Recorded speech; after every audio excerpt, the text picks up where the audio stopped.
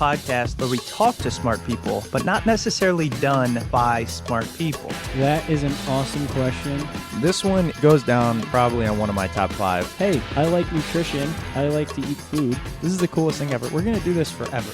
I wish I paid more attention in that class. You know, I'm going to be honest, I don't understand that. As a man, I don't get it. Welcome to smartpeoplepodcast.com. Hello and welcome to Smart People Podcast, conversations that satisfy your curious mind. Chris Stemp here. Thanks for tuning in to another episode. Got a treat for you because you get a twofer today. We've got 2 incredible guests and a topic that everyone needs to learn, myself included. Listen, this is a little warning. We're talking about relationships here. I am happily married, but as in any happy relationship, it's not always rainbows and butterflies. So you might hear a little bit of my dirt in this episode. You might kind of see where I'm going with this, but that's just because how can I learn about relationships without bringing mine into it? Before we get into our episode, I have a special announcement. I would like to welcome our newest team member. Yes, this is our first addition to the team since inception almost 10 years ago. Welcome to our team, my old friend, Jesse Wynn. You know what? I'm going to have Jesse on sometime soon, and we can kind of go over our background. I've known Jesse since I was 5 years old, literally 5 years old. He has been a huge supporter of the podcast since the beginning. And recently, as we started looking for help, we need help with reaching out to listeners specifically, reaching out to guests, doing some planning and creative things. Jesse was the perfect fit. So he has become a part of our team. You might be seeing emails from him, communication. Heck, email us at smartpeoplepodcast@gmail.com and welcome Jesse to the team. More coming on that later. Now getting into the episode. I mentioned we have 2 guests this week. It is a powerful duo of CrisMarie Campbell and Susan Clarke. They are the co-authors of the brand new #1 Amazon new release book, The Beauty of Conflict for Couples, Igniting Passion, Intimacy, and Connection in Your Relationship. Let's learn a little bit about CrisMarie and Susan. CrisMarie Campbell and Susan Clarke are the co-founders of Thrive, Inc. CrisMarie brings a unique background as she is an Olympic rower and former Boeing flight test engineer, and Susan is a former marriage therapist. They've spent 20 years helping men, women, couples, and teams resolve difficult conflicts and create strong, thriving relationships. This is their second book. The first one was simply The Beauty of Conflict, and it was more for the business person. This one is focused on couples and relationships. They've given presentations on conflict resolution, communication, teamwork, and problem solving all over the world. They also run transformational retreats for couples several times a year. Let's learn all about how conflict is truly the key to a strong relationship and how to harness it to strengthen our bonds.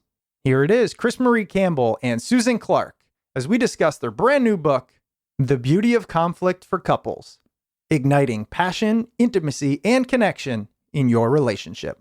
Enjoy.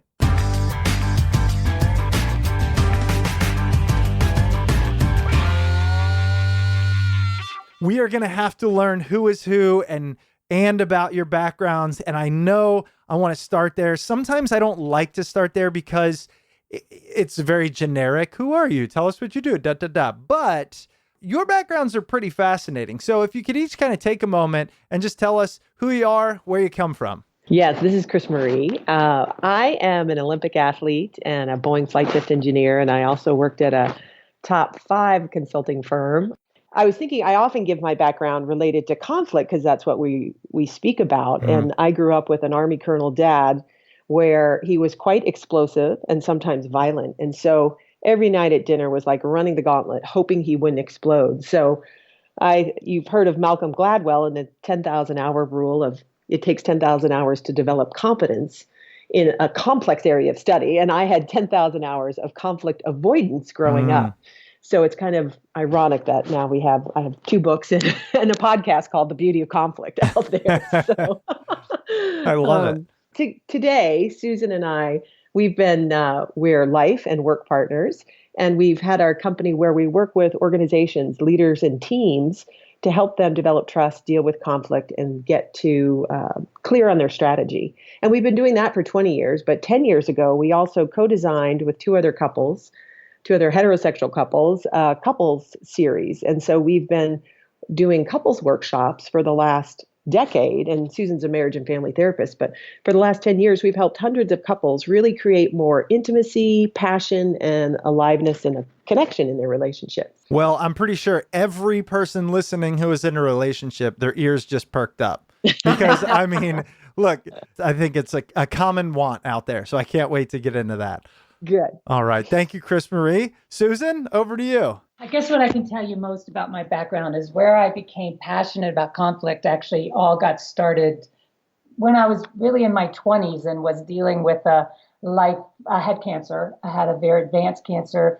And as I was facing that and dealing with that, at one point, my medical team was like, you have about 6 months to live. And that was really when I was confronted by, I've got to do something different. So I started working with all sorts of, everything from psychology to nutrition to alternative medicine to spiritualists. And none of them really liked talking to each other, but I got pretty passionate about, you're on Project Susan, you need to talk to each other. And I also started to realize that there were some key things in my history that I needed to talk about. And as I started to share some of those things, conflict erupted not just on the inside of me with the cancer, but on the outside between everyone I knew and loved in my community, because I was saying stuff no one wanted to hear.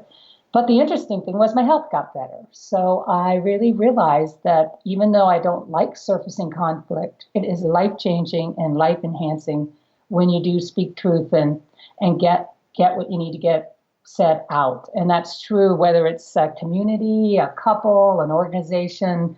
And we talk now about how, we come together. I come to help you deal with the cancer of your organization, of your couple, and then CrisMarie's along to help get to the Olympic results afterwards. Yeah, it sounds like a perfect setup. I mean, when you give that bio background, it's like no wonder why you're going into these organizations and on the couple side of it and just changing things because of your history in overcoming obstacles, whether it be in the Olympics or in the hospital. Mm-hmm. Yes. I think it's Gay Hendricks who says, behind every communication issue is a 10-minute sweaty palm conversation that you don't want to have. But when you do have it, you muster up the courage, there's a sense of relief, and it may get worse in the beginning, but then communication starts to flow. That's what I can't help it. I got a feeling this interview is going to include a lot of my own personal life, but that's just what it is. What is your recommendation for engaging in conflict when two people have very different communication styles? I know that the way people feel about conflict is heavily related to or defined by their experience with it, both growing up and in past relationships. And I find that my style isn't necessarily the right one. It's just mine. So how do we understand how to do conflict when people approach it from different angles? Well, one, Chris, this is Susan, and I'm appreciating that you're recognizing, yes, we all come from different styles. We also have very different histories around conflict. And so, the challenge is often people don't really address this issue until they're in the midst of conflict. So, but it can help even then to just say right up front, hey, my intention here is to get things cleared up. So to state an intention, and right now I'm heated, it's a hot topic for me, so I don't know if this is going to go well, but I'd like to at least try to engage in the conversation.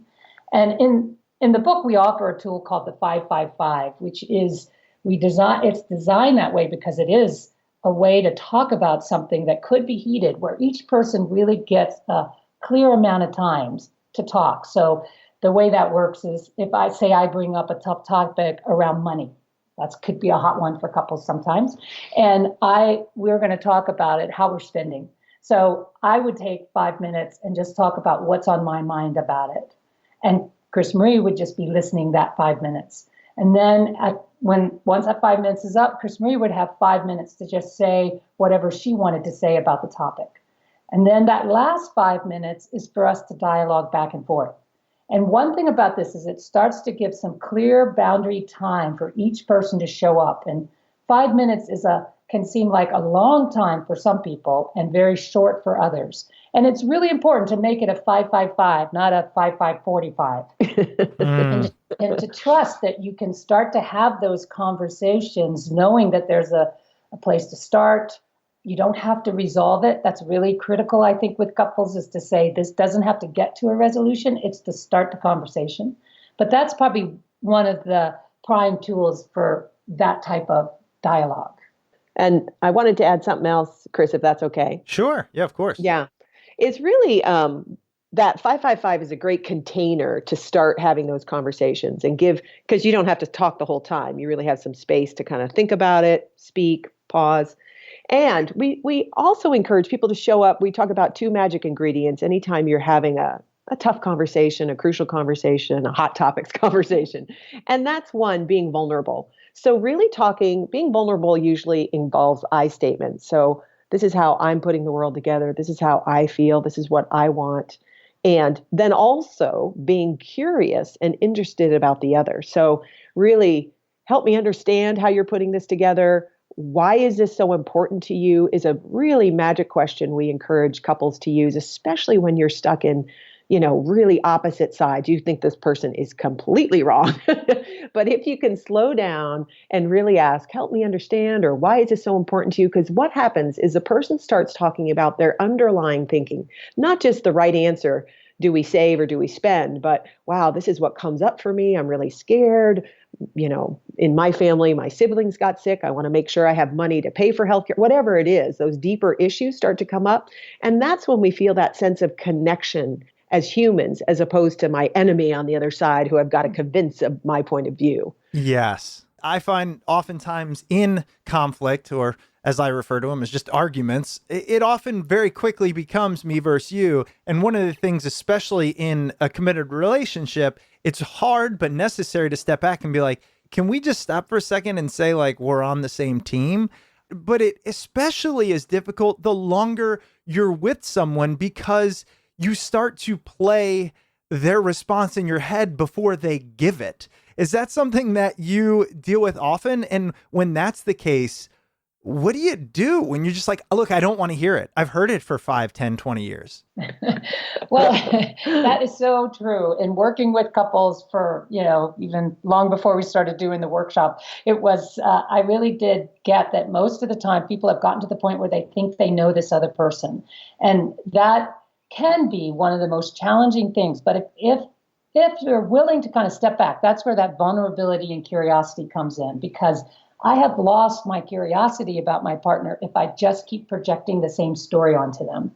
And sometimes I have to remind myself of that. Yes, this may have been what she said for 30 times, but it is possible that something different could happen that time. Am I willing to be influenced by that? Am I willing to consider that?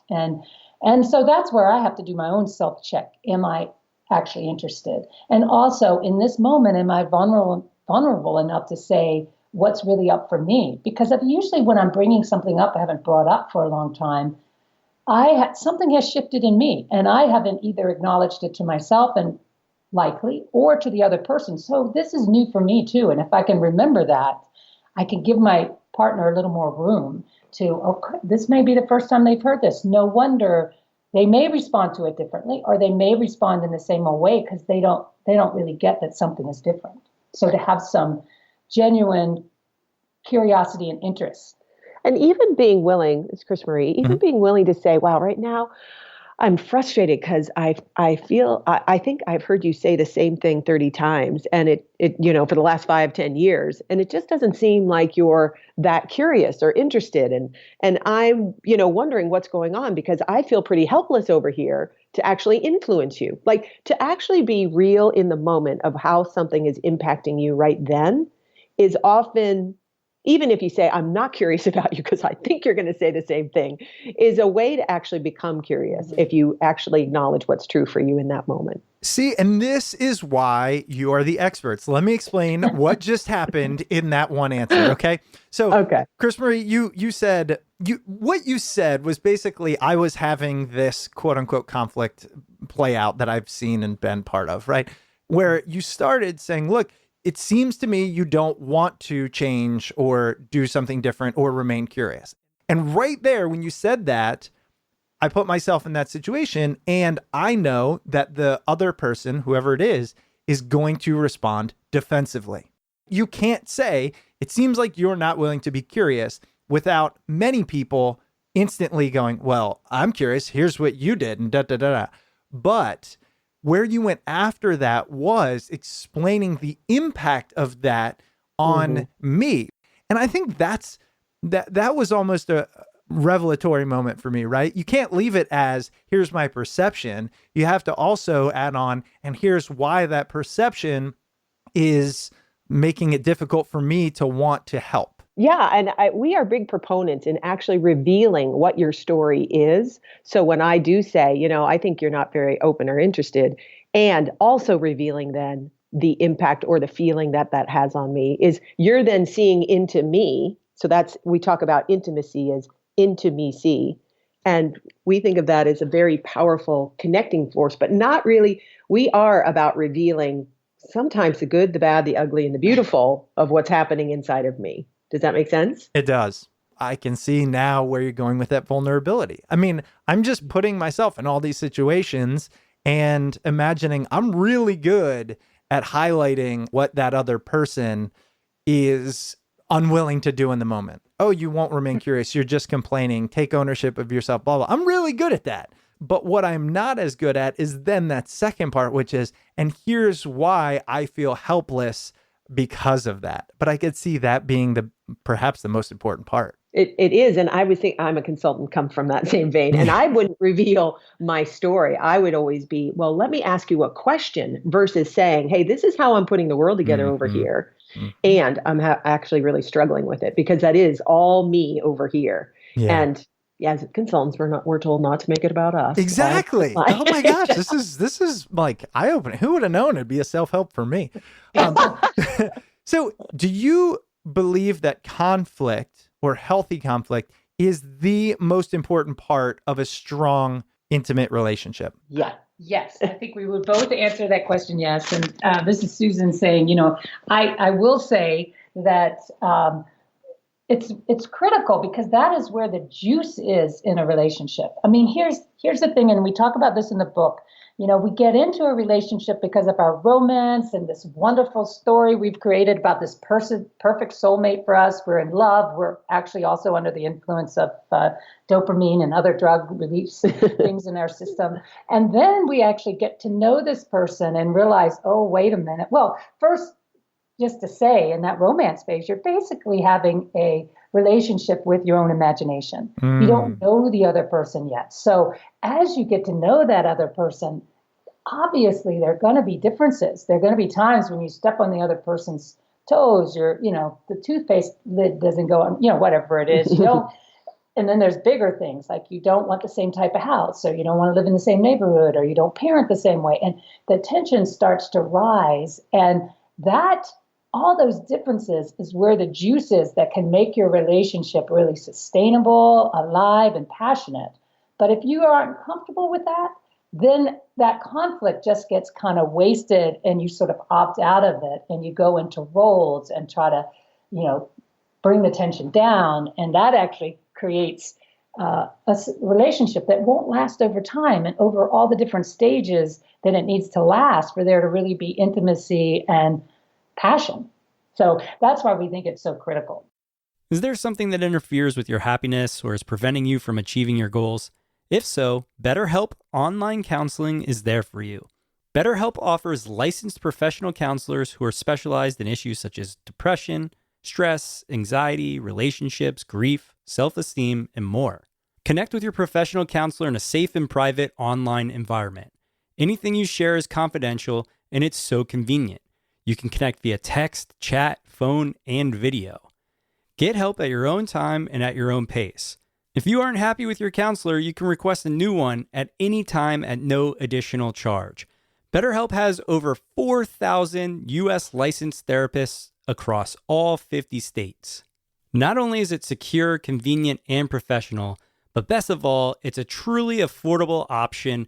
And for Smart People podcast listeners, get 10% off your first month with the discount code SMART. So why not get started today? Go to betterhelp.com/smart.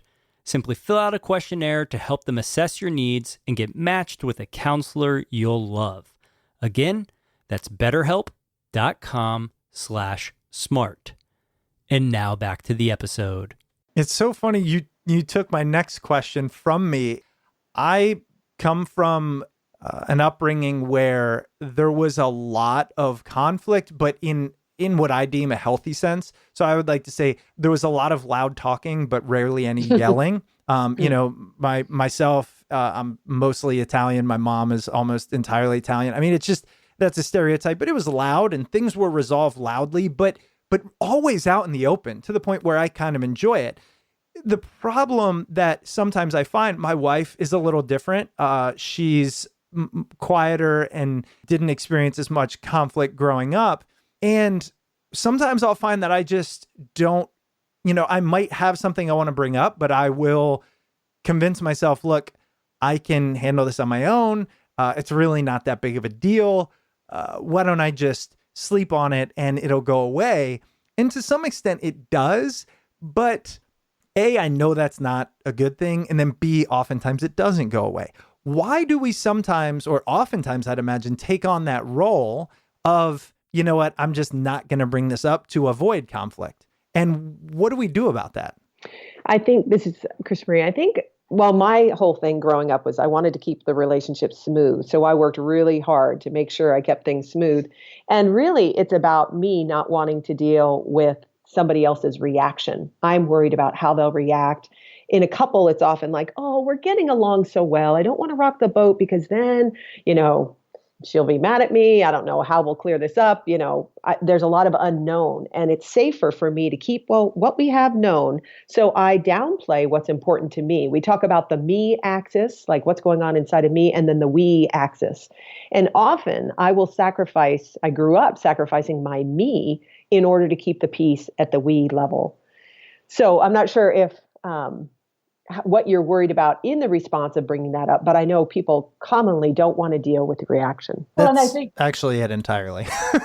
now that you spelled it out, I'm literally like, I can sit here for 30 minutes, an hour, 2 hours, 3 hours, and like struggle through this. And who even knows if we're going to get to a resolution, or I can just go, you know what, I'm good, go to bed and move on from it. Mm-hmm. This is Susan. Just though a quick comment on that, why that is so toxic in so many ways is that, having really done years of working with couples, most couples do not break up over the affair or the big thing that it looks like caused the problem. It's the fact that over time, all those little things have gone unaddressed. And that's actually what builds up. And so what then happens is either people just go into apathy and roles, or they decide that their career is more important, or they have an affair, or something else happens.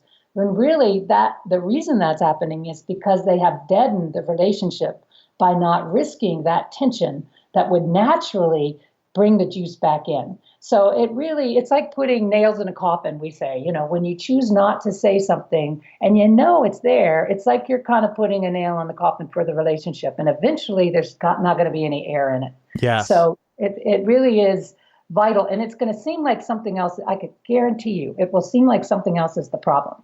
I'm pretty sure if I have any expertise in this area, is that is usually the big thing, is not generally the problem. One of my favorite things ever, and I always forget the movie it's from, but it's with Vince Vaughn and Jennifer Aniston when she says, "I want you to do the dishes."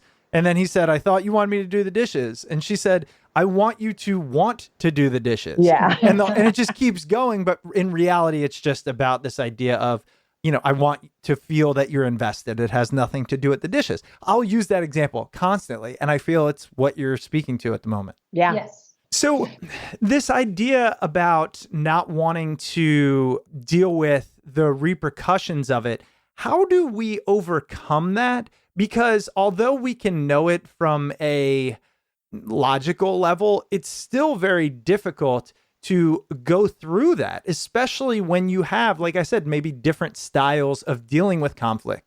This was a tough one for me based on my background, growing up with the colonel who was quite loud and scary. Mm-hmm. So any sort of reaction could mean violence in my nervous system. Right. So I was wired to whoop, get me out of here. Because it felt, anytime conflict came up, it felt life or death.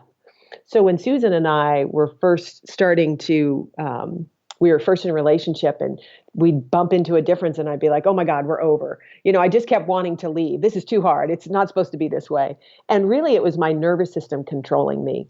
So I really had to do a lot of work at a physical level to actually discharge my automatic reaction and recognize this isn't truth, because I think we're programmed so early on, before we probably even have much language, we're reacting, our nervous system is reacting. So, I mean, we give some tools in the book of how to settle yourself right there in that moment. It can be as simple as feeling your feet in your seat, because when we're scared, we kind of energetically want to go up and out of our bodies, at least I do.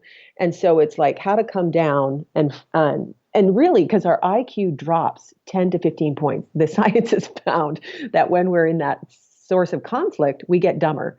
So to come back into your body, to settle your system down, is a way to interrupt your automatic response. Man, I'm trying so hard not to bring too much of myself into this, but like I see and my wife and I have a great relationship. That's not what it's about. It's just I see the differences. I actually am a firm believer that you have to have similar values but differing strengths, and that's a big sign of a strong relationship. And our differing strengths is I can deal with this stuff. I can deal with conflict, loud voices, but it doesn't mean I'm angry. It just means I'm passionate. And that's not how she does it. She processes on her own after the fact. And the thing you were talking about is I can almost see sometimes that fight or flight mentality kicking up in her, and she'll say, look, just give me some time to think it over. And I get frustrated. That's why I kind of brought up that how do you handle it when there's differing styles of dealing with it? Mm-hmm. We have, we had one person, a couple that he had more of a style like your wife's. And so he would have to take a break. But she'd be like, well, how, can you tell me when? Because he would just kind of disappear. And so they wound up saying, okay, you can take a break. Let's make it an hour.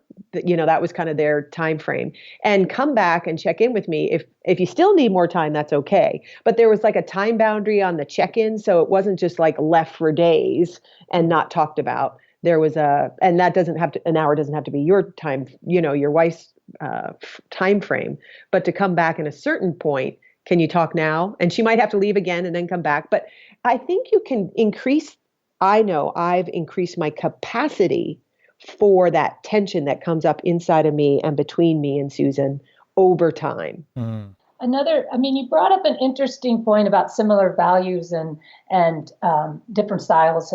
And I tend to agree with you on that, although I think even when it comes to value-related things, because we've worked with couples where there are significant differences in their values or present as their values. But the real key, even in that situation, is how can you stay interested and curious without having to fix it or change it and tolerate that tension. And, I was thinking about what you said for couples, like so often we don't practice better communication. We don't.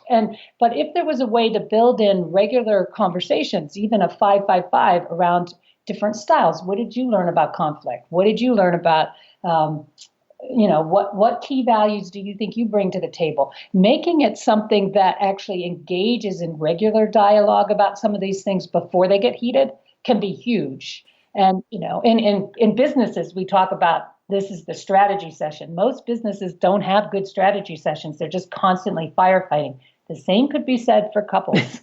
You're making big decisions while you're brushing your teeth. You're not actually sitting down, having the right time to actually sink into something so that you don't have to make an immediate decision, but can actually talk to each other to understand better what's going on. Yeah, I was actually curious. Would you ever recommend picking a fight? And I mean, I don't literally mean picking a fight, but maybe it is set aside time once a week, whatever it is, to say, hey, we can't leave until we each bring up something that's bothering us about the other person and like work through it. I mean, it seems contrived, but I almost wonder if it's also therapeutic.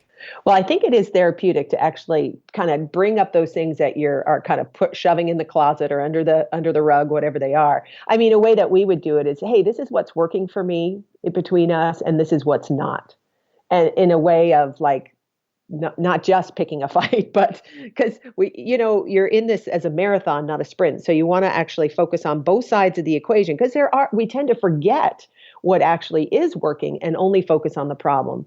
And it's a goodwill gesture to bring up both sides of that equation.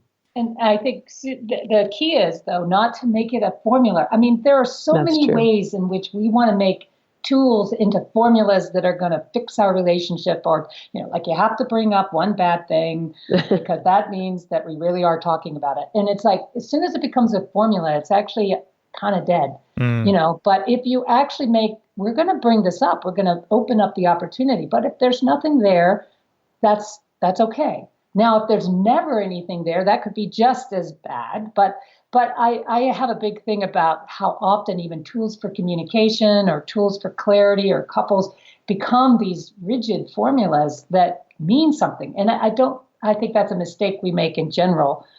We tend to get into, here's the way it's supposed to be. And it's like, no, try it on, make it organic, keep it alive. And then it's actually useful. Right. I think as we're so afraid of the uncertainty, we want, if I follow the formula, then this will get us there. But it's the formula can be helpful for a little bit and deadening if it's too strict. Yes. Well, and I often find there's so much advice out there. This is something I think of often as it relates to parenting, that we worry more about, are we getting it right and are we following the right advice or just the most recent, and less about, are we progressing in however we need to progress, whether it be in a relationship or as an individual or as a parent. And I think that's one of the things you're mentioning here, is not necessarily to have it be formulaic, but more think about the goals and then are you making progress towards those? Exactly. I mean, it's great that you brought it up related to parenting because, also having dealt with many marriage and families over the years, there's that desire to be the perfect parent. And really, research has shown the perfect parent or the negligent parent, that's where problems lie. It's actually not really what you need is a good enough parent.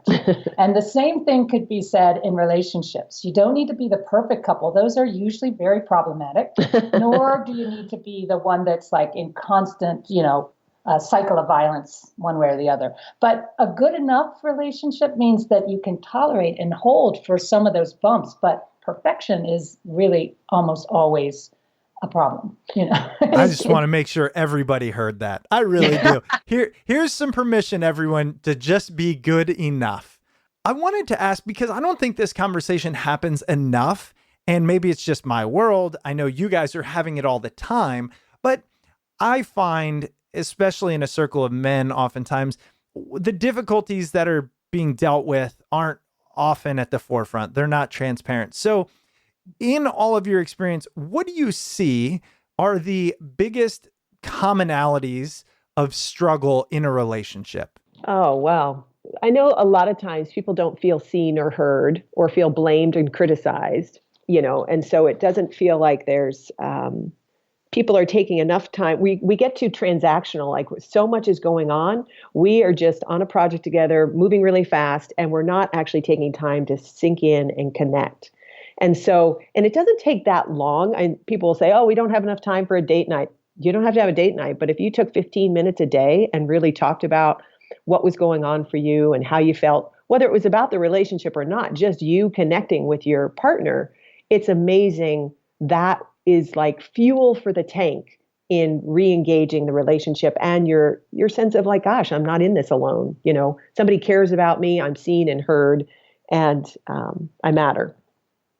I would say another thing that is, there are kind of the classic things that come up in relationship, like differences around money, differences around sex, those are kind of common threads that a lot of times people just don't even talk about. I don't know how many times I've worked with a couple that they just don't talk about money unless they're at their financial planner, and the financial planner is supposed to be a therapist, which usually doesn't work very well. No. So but it's like, how can you talk about these things in a way that makes sense? Because a lot of couples are unhappy about sexuality, and it's not really the sex, it's something else. But if you don't talk about sex, it's gonna stay underneath it. So that's why there are those classic hot topics, but then you need to go beneath them and begin to identify what is going on. Because what we found is a lot of times women will go, men don't talk about things, but women can talk pretty nastily about their partners. And that doesn't help either. It's, it becomes easier to talk to somebody else than to talk directly to this person who you supposedly love and care about. And so it's like how to kind of start to have those conversations. It's not the topic, it's what's underneath the topic and how you can have a clear discussion that really leads to intimacy and closeness. And if somebody is complaining about their partner, it's really, anytime I hear that, I really want to, what is going on and how can you have this conversation directly with your partner? Because you do love and care about them. And so that complaining piece can be more a sign of, I don't feel like I know how to talk. Yeah. Okay. Have you ever bought something online and then found out that you could have gotten it for less? It's worse than saying, I love you at the end of conversations when you totally didn't mean to. Not to mention, once that happens, you feel like you could be overpaying every time you shop. Luckily, I have Honey, the free browser extension that saves you time and money when shopping online. Honey scans the internet for coupon codes and other discounts, then like magic, it automatically applies the one with the biggest savings to your cart at checkout. It knows about every coupon code, sale, or discount at over 20,000 sites like Amazon, Macy's, J.Crew, Domino's, Target, and more. Just shop like normal and Honey finds your savings. And believe me, it feels amazing. Like taking the plastic off a new iPhone screen amazing. Just the other day, I was buying some knockaround sunglasses, and when I was checking out, I clicked the Honey extension, it went through a bunch of different codes, and got me 15% off. There's really no better feeling. And hey, if you use Honey, you're more than likely going to save money. Honey's found its 10 million users over $1 billion in savings. So listen, there's really no reason not to use Honey. It's free to use and installs on your computer in just 2 clicks. Get Honey for free at joinhoney.com/smart. That's joinhoney.com/smart. And now back to the episode. Right. Okay, well, let's talk to that, because I think when you brought up, money, sex, and not being seen and heard, like you said, maybe 3 of the top that are out there. The reason they're not talked about, though, is because they're difficult to talk about. I mean, look, it's easy to say, hey, you don't pick up your clothes. I feel like that conversation we all can have our quote unquote courage around. But if it's, I don't feel seen, or, I don't feel attractive to you, or whatever it is, that is obviously more difficult. So we have you on. How do we do it? How do we start? Walk us through that process of maybe breaking the ice or that barrier of fear to have a conversation with somebody we truly do care about. And I would say the first step is to say, I have something I want to talk to you about that I feel pretty uncomfortable. And it's vulnerable. I feel vulnerable bringing it up. So that intention, that setting the stage and saying, can we set aside, asking permission, can we have some time to have this conversation? So that's step 1. And then 2 is really talking about me. I'm having a hard time. I'm not feeling attractive. I don't think I would like to have more sex. I don't think we're doing that. I'm curious, all these different things. I'm talking about myself and how I'm seeing the situation. And I want to find out from you how it is. 1, how is it for me to even bring this topic up? How are you feeling right now? Those are some, 1, 2, 3 steps that I can come up with. And this is Susan. I used to do traditional kind of marriage and family therapy. And one of the reasons I shifted out of it is because I really found that when couples get together in more of a group setting, which we do, the couples programs we do are usually 4 days long. And the reason for that with other couples. And yeah, we actually go around and coach couples individually around their particular issues. But what happens when they're together is it starts to normalize things that are going on and it becomes much different. And we we like that idea of having people sink in over a series of days where they've really taken some time off to be able to, one, tap back into what attracted them to each other. Because sometimes, and we talk about this in the book, what are the roots of that? Because if you can remember that, that gives you some goodwill to come back into the relationship and then begin to look at, so what are some of the reoccurring issues that we have? And then having them begin to look at how do these tie to our own individual values? And can we talk about that? And can we talk about this idea of having boundaries? And when we talk about boundaries, we're talking about boundarying, like I'm self-defining what I want, what I don't want. And it has nothing to do that I'm going to get it. It has to do with that willingness to show up and be vulnerable and curious. And so we've found that when couples are together like that, what happens is they begin to feel like we're not broken. Look, there are other people here dealing with the same things. This isn't, we've got to go to therapy every week and, be told what we need to do next. We actually have a chance to sort of make mistakes, blunder, talk to each other, talk to other people to help support this. And we found that that's a really helpful way to help people be able to take something back in their life and use on a regular basis. Yes. And that's why I brought that up. I feel like it's not talked about enough, but then, and I think this is partly why people go complain to their friends because they're looking for validation. They're looking for, oh, this happens to you too. Good. I'm not alone.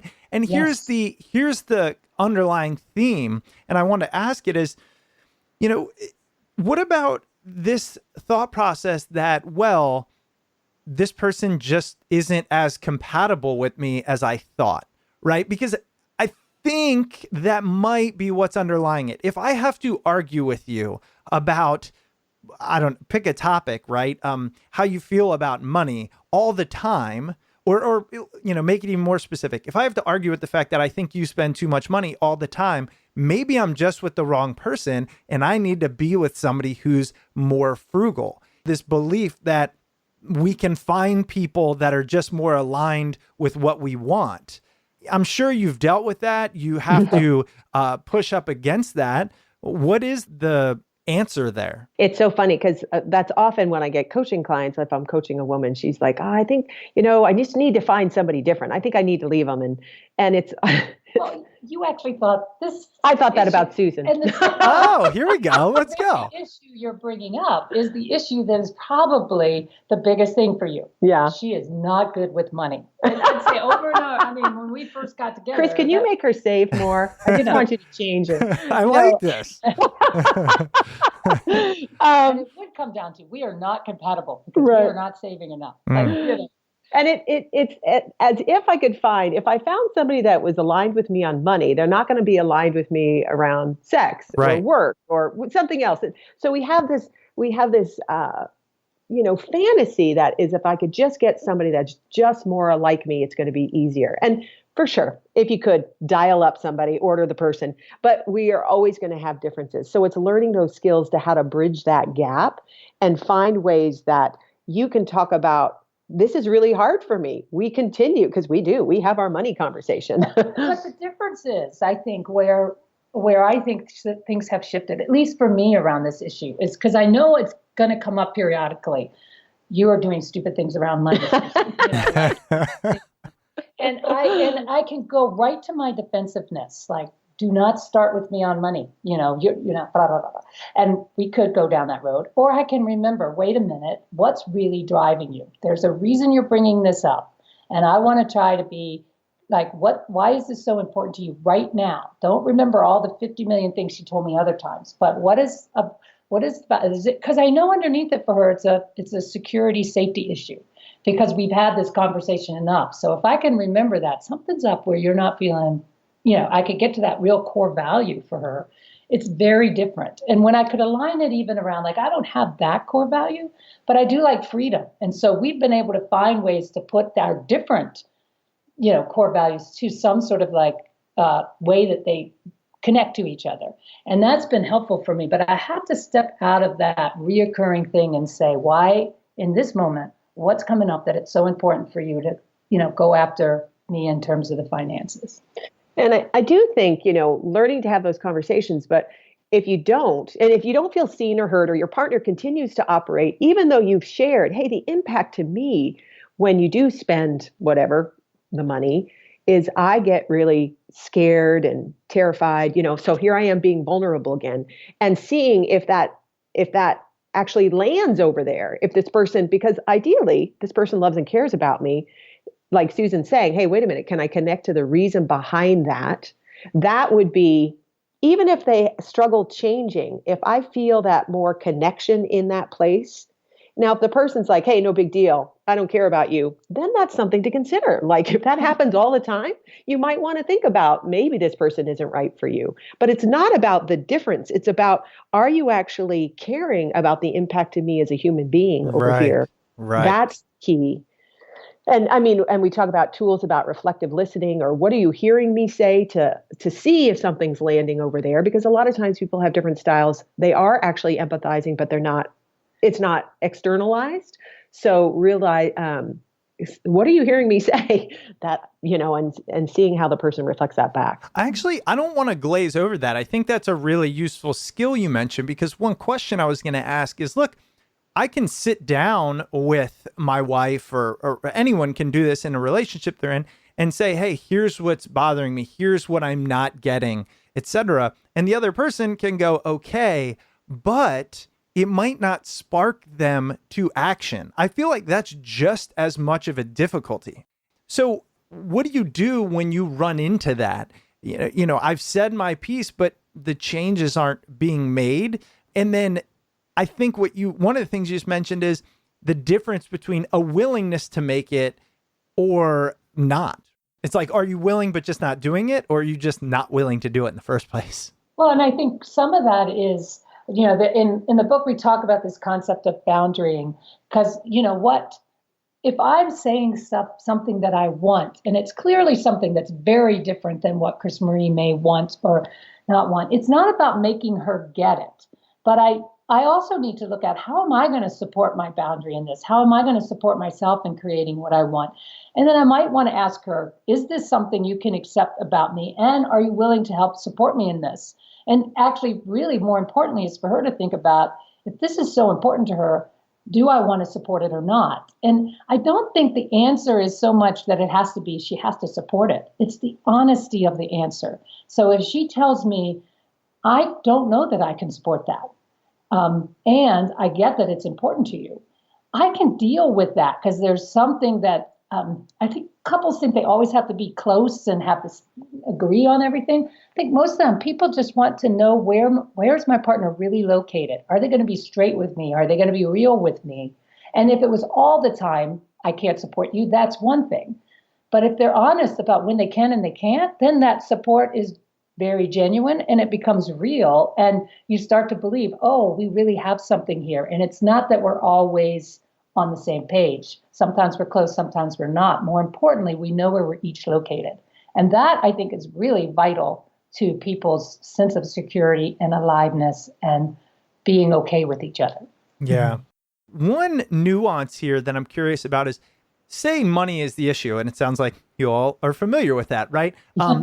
Obviously, there is more to it, right? It could be a sense of security or safety or what we value, who knows? But when it comes to physical intimacy, so it could be sex, but it could just be any type of touching, that seems even more difficult because it's physical, right? So say I'm like, look, you spend too much money, and the other person hears you and says, okay, I will do better, then great, don't go buy the Snickers bar. Like I'm not minimizing the difficulty. I'm just saying it kind of tongue in cheek. However, if it's, we're not intimate enough physically, that I feel like is a harder thing to just go, okay, I'll do it, because it's your body. I don't know. Am I off on that? No, I mean, we deal with sexuality and people, one partner thinking we're not sexual enough. And often there's a lot more you can do besides just, okay, fine, let's do it. Like a lot of women don't even know their own bodies because we weren't taught our own bodies. So there's a lot of, if I want to be more sexual, there's a lot I can do to enjoy my own sexuality in a lot more ways versus just having sex with my husband or wife. And, so to self-pleasure, to dress a certain way, to dance and invite things in a whole different way that can spark that aliveness in a relationship. And even talking about, like, one of the things that's kind of sparks the sexuality, which is kind of a little bit of a different take, is being willing to actually share your attractions to your partner. And all of a sudden, like if I say, oh, there's this guy, I think he's really handsome, and this is what, Susan can actually be interested in that. I'm not going to act on that attraction, but I can share it, and that can create some more juiciness to increase the aliveness. But there's a lot of different ways you can go. It's not just about yes or no more sex, and then I've got to just do it. Right. We have a very limited definition of sexuality and sex and what it all means. And we have so much potential there to broaden that and to explore it more and see it much more a part of our life than just, do I have good sex with my partner? Right. Or enough sex. And it's a tricky topic because we've made we have a funny culture around sexuality. And, but it helps when you can start to at least explore it together and think of it as, okay, what does excite you? Where, and a lot of times people haven't even thought about that for themselves. Yeah. So to even have a 555 on sexuality, and also just to make it more self-focused, like what does turn me on, and even being willing to say the type of touch, I talk about women have a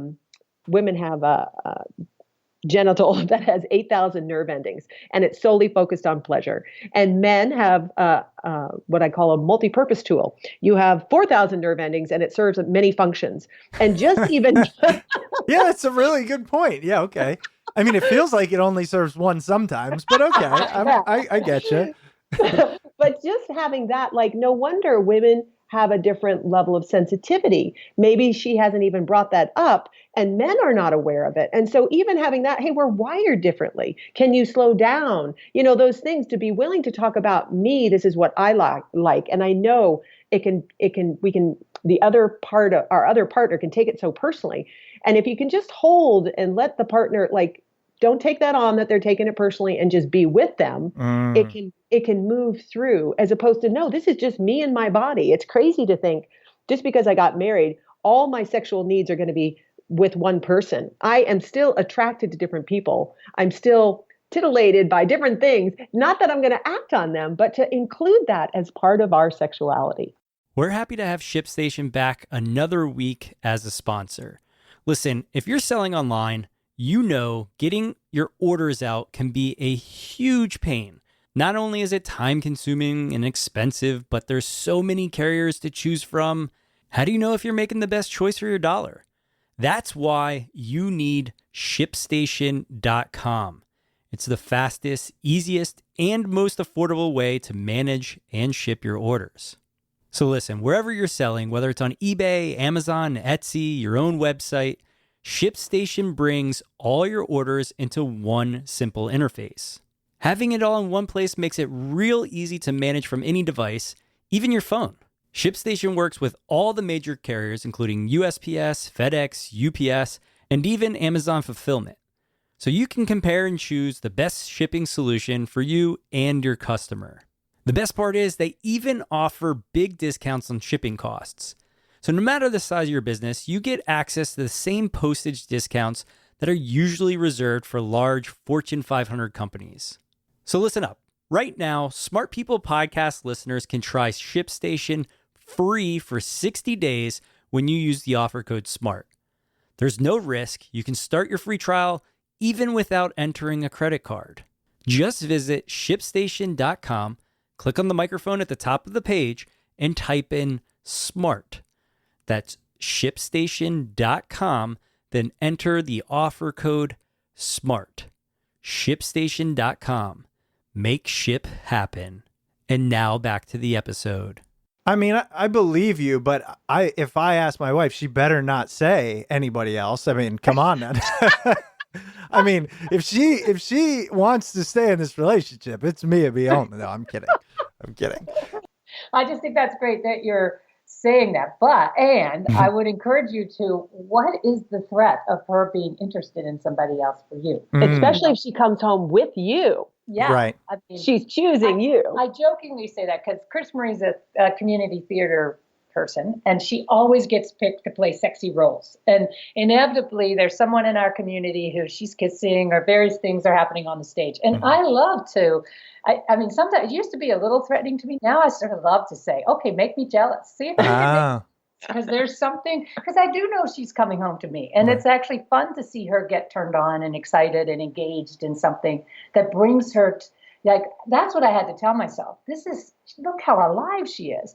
This is great. This is the person I want. I don't want her to just be this way with me. How cool is it that she walks around in the world with this sexy, side of herself out there? That's where I know if I'm not in my own insecurities, I'm good with that. I actually like it. Yeah, well, I actually think what you're bringing up, it is all built on this idea of trust, because although I joke about it, it's not just that she's coming home with me. Like, I think that's a symbol of something deeper, which is she's coming home with me. I'm the person she wants to come home with, and I'm not worried about her ever going home with someone else in the literal or figurative sense. Exactly. Yes. Right. That's what we mean. That sense of trust and stability. Yeah. And I think it's more can be built if you're actually that's above table, you're sharing that. It can also be juicy in your relationship, and she's not keeping secrets then. Right. And that's healthier. Right. And the thing is, I think that's what a lot of people also struggle with. I was reading this debate, which I find hilarious, about should you have the password to your significant other's phone? And that seems like such a college argument, but it is so much more than that, right? Should you be completely open to that person? I'm interested where you fall on that. Are there boundaries or are there none when it comes to a committed relationship? Well, I have Susan's password to her phone, so I was thinking about that. And I kept some of yours from me, though. So I do think, it's like, I do think there are boundaries that you are your own person. You can have your own, life. And I don't think I need to hide things, though, from my partner. Yeah. I mean, I think, we have this statement that we talk about: no boundaries, no conflict, potentially a dead relationship. If you don't, you do need to be able to talk and define. And the key is, if what's interesting for me to pay attention to is, when does something like that bother me? Like, there are times when I could care less whether she has, codes that I don't know, or, the bank account that I don't know anything. I notice, I don't care about that. Right. So, but when it does bug me, then that's worth me exploring what's going on. Usually it's something inside of me, like I'm feeling at risk. That might be a good time to talk to her, but not to tell her she can't have a separate account, but to talk to her about, I realized all sorts of insecurity came up for me when I saw you had a different account. And I want to talk about that and not make it about her, make it about what's going on for me. Very different, because what most couples do is you cannot do that. And then it's a shut rule. door. It's a rule, and there's no explanation of me or her in that. And that's where the opportunity for intimacy comes. It's like, instead of making it right or wrong, get curious. Why does that even upset me? Or if I'm hiding something, like I used to shop a lot. We live in Montana, so online shopping is the way to go here. And I would shop, and then I'd stuff everything in my closet, hoping Susan wouldn't find it. And she's like, she caught me, and she's like, "Why are you hiding this stuff?" And I'm like, I really had to, I felt like I was going to get in trouble. I was being, after I looked at it, I felt shame for shopping, all sorts of stuff, but it became a discussion.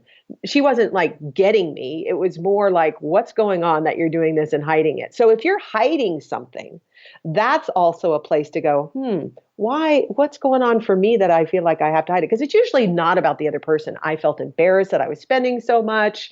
I was usually doing it when I was tired and shopping online, not the best time to do that. So those are conversations, though. We talk about intimacy, meaning into me, see, meaning like become curious about what's driving you. What's driving you to hide something? Why do you need to know? All those different pieces. It all goes back to kind of asking yourself why, right? Why am I feeling this way? It's so introspective that it's almost counterintuitive. When you're in a relationship, so much of our focus, I think, is on that other person, when in reality, it's first, let me kind of start with where am I coming from to be with that other person. Well, that's ideal, Chris. And I usually start blaming Susan first and then have to backtrack. Like, why am I blaming her? Exactly. Something's going on inside of me. Yeah. We're human. Yeah. I know our time is running out. I had two more questions, and you can be quick with them if you got to hop. But the first is, when things get stressful, when you have young kids or your first kid, when you're buying a home, when you're moving or whatever it is, things do become, I like the terminology I've heard you use often, which is just role-based. But I believe you have some pretty good recommendations on rekindling that romance, that intimacy, and the relationship that started out as just two people. What do you recommend when you're in those overly stressful times? Well, one, I do think finding a way to take time to be with each other. It doesn't have to be big ways, but little things. And I often, there's kind of your classic date night situation. That's great. But I'm actually a little more of like, challenge each other a bit. Like if we have a date night or a date time or something, even an hour, I'm going to ask, maybe I ask CrisMarie to do something that I've always wanted to do, but was afraid because I knew she wasn't going to like it. But I will take the risk to say it's my turn, so I'm going to pick. And my job is to pick something new, novel, because that's what we're missing, that kind of romance. And her job is to say yes and to be curious about, okay, why is this of so much interest to you? And I know I'm not a painter, but I've gone to process painting before. I've gone to hip hop dance before. I've even gone to acting workshops before because they are acting, because improv, because it's like, that's passion. That's something she finds her passion in. And I want to go to be a part, to enjoy it and to see what sparks her. Now, I might not get into it at all, but I am going to be curious. And that actually brings that aliveness back into our coupledom, which I like. And even, we've been focused on launching this book, so it's felt like that person-to-person defense, just, oh my, one thing after another. And what we did this weekend is we just took a drive. We went to parks, because just getting out, it is that, you're so focused, it's task focused, it's agenda, time frame. And if there's anything you can do to open up an adventure, go someplace different, it ignites that spontaneity. And also, even if you can find some time just to talk about how you really are, just about what's going on. And that's that 555. You can just do it on your day. Like, doesn't have to be on a topic, hot topic. Those are a couple things. I love that. Last question comes from one of our listeners, actually, and her name is Carrie. And Carrie asks, and I love this, it's a good kind of summation of everything, which is, what is a good sign that your relationship with someone is healthy? Well, I guess for me, when I recognized my relationship was healthy with Susan, is I felt like I could say just about anything to her and we could get through it. Because it used to be, I used to have to like make sure I say it right and clean it up. And man, that was a lot of work. And I kept a lot of things under the carpet for that. And so I feel like it's a sign that I can bring difficult things up and know that I can tolerate, even if she has a reaction, and hang in with that. And I just feel like there's more of me in the relationship, if that makes sense. Sure. And I would just add to that. I agree with what CrisMarie was saying. And the only thing I'd add is, for me, it really is also kind of challenging myself to say, where am I at in terms of my goodwill? And to periodically check in on that. Because otherwise it can become my goodwill towards myself, but also towards my partner. And if I still have that goodwill, then I know I'm in an okay place. Even if I'm disagreeing with what she's doing, it's like, oh no, but I can still feel that inside of me. And if I don't have that sense, to really honor that that's a conversation we need to have and I need to do something about it. Perfect. Well, Susan and CrisMarie, thank you so much. I really appreciate this. I appreciate your work. I mean, look, us couples can use all the help we can get. The book is The Beauty of Conflict for Couples, Igniting Passion, Intimacy, and Connection in Your Relationship. I wanted to, before we leave, just see, is there anywhere else or, what website you would like to guide our listeners to? Are you on social? Other places to find and learn about this idea of conflict that you talk about? You bet. So our website is Thrive Inc., THRIVEINC.com, and that's just all about our services. And we do have a website just for the book, beautyofconflict.com. And you can find us on Instagram, Thrive Inc. You can find us on Facebook, CrisMarie Campbell, Susan Clarke. I think it's Susan B. Clarke, something like that. I know how that works. Yes. And we'd love to connect. And the book is, we have that book and a business book, both under the same name. Oh, and our podcast, The Beauty of Conflict, on iTunes, Stitcher. Yeah, I was going to mention that. We're on a podcast. You have a podcast. Yeah. And yet, like you said, you have The Beauty of Conflict, which is more on the business book side. I wanted to take that couples side for this one, but similar approach. And I love the branding there too. Thanks so much, Chris. We really appreciate it. Yes. Hope you thoroughly enjoyed that interview with CrisMarie Campbell and Susan Clarke.